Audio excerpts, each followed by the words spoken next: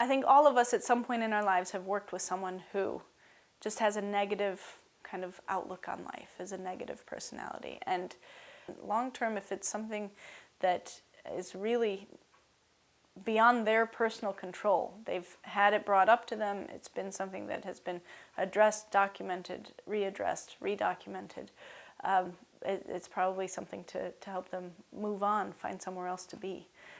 Because a negative perspective when you're working with children, that's the opposite of what we're trying to do. We're really trying to help children see the possibility in the world. But if you have someone who can't see it themselves, how can they promote that to others? The other challenge that comes as an administrator is sometimes you don't know what's being said around the corner.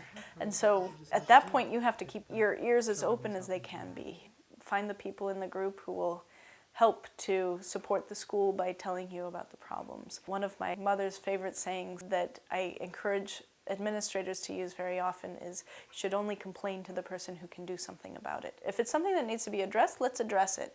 And if it's not something that needs to be addressed and you're just griping for griping's sake, stop.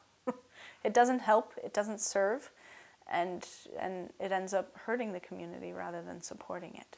The other piece that I feel is important as administrators is that we see each person in front of us as someone who is there doing their best intention, giving their best work, the way they know how to do it.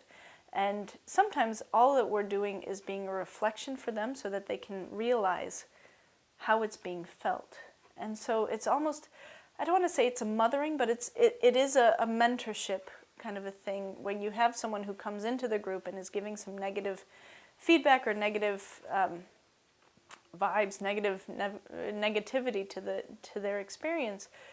A lot of times they don't realize that that's how it's coming across. They're just talking like they always talk, or like they always talked in their family, or just how their experience has been.